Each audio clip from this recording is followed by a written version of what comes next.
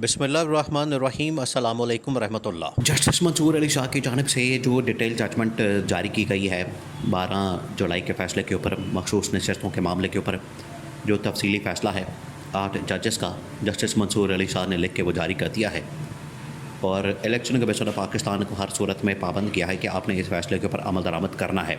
और अमल दरामद ना करने की सूरत में ना सिर्फ इलेक्शन कमीशन ऑफ पाकिस्तान को तौहीन अदालत की कार्रवाई का सामना करना पड़ेगा, बल्कि शहबाज शरीफ जो कि इस वक्त वज़ीर-ए-आज़म है उनको भी यूसुफ रज़ा गिलानी की तरह तौहीन अदालत का सामना करना पड़ेगा। और जिस तरह से यूसुफ रज़ा गिलानी को घर भेज दिया गया था, बिल्कुल उसी तरीके से अब शहबाज शरीफ की भी छुट्टी करवाई जा सकती है, शहबाज शरीफ को भी घर भेजा जा सकता है और तौहीन अदालत की कार्रवाई की तलवार इनके ऊपर लटका दी गई है।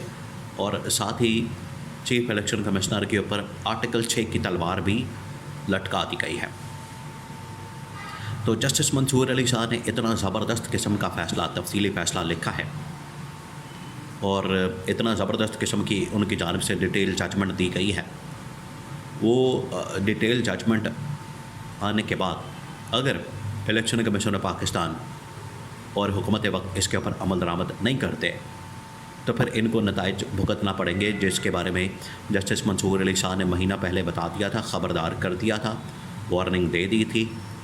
उनकी जानिब से इनको आगाह कर दिया गया था, इनको अलर्ट कर दिया गया था कि आप इस फ़ैसले के ऊपर अमल दरामद हर सूरत में करें और ना करने की सूरत में आपको नताइज का सामना करना पड़ेगा। इस चीज़ को मद्देनज़र रखते हुए इलेक्शन कमीशन ऑफ पाकिस्तान और हुकूमत वक्त ने एक नई साजिश बना ली है। इनको पता लग गया था कि जस्टिस मंसूर अली शाह ने फ़ैसला तहरीर कर दिया है और तफसीली फ़ैसला आने वाला है और तफसीली फ़ैसला आने की सूरत में इसके ऊपर हमें अमल दरामद करना पड़ेगा। तो पहले से ही 2-4 दिन पहले ही उन्होंने इसको मैनेज करने के लिए साजिश तैयार कर ली थी, या इस फ़ैसले को काउंटर करने के लिए या इसके ऊपर अमल दरामद रुकवाने के लिए। वो साजिश क्या थी? पहली साजिश इनकी जानिब से ये की गई कि इलेक्शन कमीशन ऑफ पाकिस्तान की जानिब से रिव्यू पटिशन डलवाई गई। नून लीग वालों ने रिव्यू पटिशन डाली, पीपल्स पार्टी वालों ने रिव्यू पटिशन डाली और इस फ़ैसले को रिव्यू नज़रसानी के लिए कह दिया कि इस फ़ैसले के ऊपर नज़रसानी की जाए। अभी हालांकि डिटेल जजमेंट नहीं आई थी, फ़ैसला नहीं आया था, वो डिटेल जजमेंट अनाउंस नहीं की गई थी या डिटेल जजमेंट नहीं दी गई थी। पहले से इन लोगों ने अपनी बदनीति का इजहार कर दिया, बदनीति ज़ाहिर कर दी कि हमने तो इस फ़ैसले के ऊपर अमल दरामद नहीं करना, जो मर्ज़ी कर लें, जो मर्ज़ी आप पोटल हैं, हम तो फ़ैसले के ऊपर अमल दरामद नहीं करेंगे। ये इनकी नीयत तो वाज़ेह हो गई। फिर इन्होंने साजिशें की, ये पहली इनकी जानिब से साजिश की गई रिव्यू पटिशन। फिर इलेक्शन कमीशन ऑफ पाकिस्तान ने ताख़ीरी हरबे इस्तेमाल करने के लिए और ये तफसीली फ़ैसला आने से पहले कोई हफ़्ता 10 दिन पहले 8 जजेस ने वजाहती बयान दिया था इस मामले पर कि इलेक्शन कमीशन ऑफ पाकिस्तान इस फ़ैसले पर अमल दरामद नहीं कर रहा, उल्टा ताख़ीरी हरबे इस्तेमाल कर रहा है। और सुप्रीम कोर्ट के अंदर इलेक्शन कमीशन ने जो गाइडलाइन लेने के लिए पटिशन डाली थी वो ताख़ीरी हरबा ही है, ये सुप्रीम कोर्ट ने कह दिया था, उन 8 जजेस ने कह दिया था। असल प्रॉब्लम क्या है? असल प्रॉब्लम ये है कि क्योंकि ये फ़ैसला आया हुआ है पीटीआई के हक़ में, इमरान खान के हक़ में, जिसकी वजह से तकलीफ़ हो रही है, जो इनको मिर्चें लग रही हैं या वो जो तेल वाला मिर्चों वाला डंडा इनको जा रहा है, वो इसी वजह से है कि इमरान खान को फुल मैंडेट भी और इमरान खान को मखसूस नशिस्तें भी पीटीआई को सुप्रीम कोर्ट ऑफ पाकिस्तान ने कह दिया था। और इतनी बड़ी रेशो के साथ ये फ़ैसला, ये बड़ा कम होता कि 13 रुकनी फुल कोर्ट है, उसमें 8-5 की रेशो से 8 जजेस एक तरफ इमरान खान और पीटीआई के हक़ में और 5 जजेस दूसरी तरफ, जिसमें कादी फाइज ईसा अकेला बेचारा अक़लियत में चला गया। ये हाल हो गया कादी फाइज ईसा का। कादी फाइज ईसा को भी खैर इस बात के ऊपर बड़ा गुस्सा है क्योंकि कादी फाइज ईसा इस फ़ैसले की वजह से एक्सटेंशन नहीं ले सका जो कि इस वक्त तक तो हो जानी थी, लेकिन काजी फाइज ईसा की एक्सटेंशन रुक गई इस फैसले की वजह से।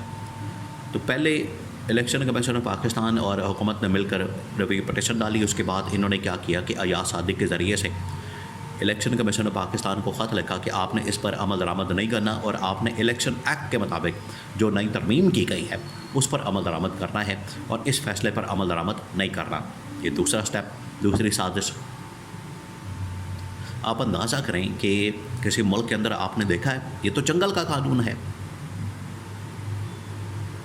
और जंगल के अंदर भी बल्कि कोई कानून होता है, जंगल के अंदर भी कोई कायदा होता है, जंगल के अंदर भी कोई ज़वाबित होते हैं, जंगल के अंदर भी कोई किसी की बात सुनी जाती है, मानी जाती है।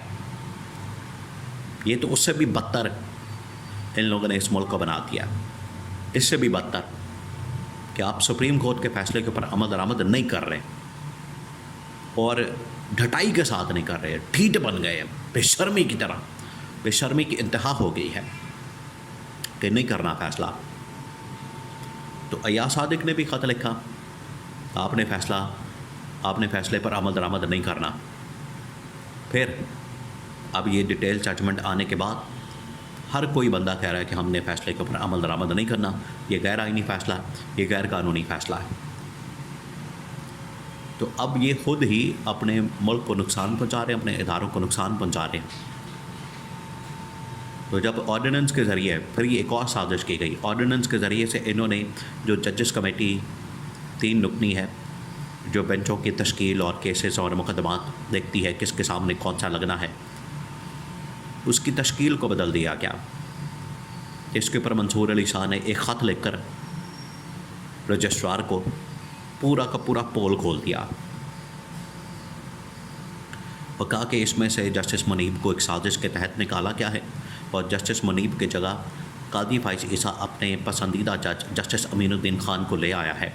मकसद ये कि इनके ज़रिए से अपनी मर्ज़ी का बेंच बनवाया जाए, जो कि 30 सितंबर को समाअत के लिए 63A के ऊपर बना दिया गया। अपनी मर्ज़ी का फ़ैसला वहाँ से दिलवाया जाए हुकूमत के हक़ में, हुकूमत ताकि तरमीम कर सके और एक्सटेंशन इनको मिल सके, इनको नवाजा जा सके।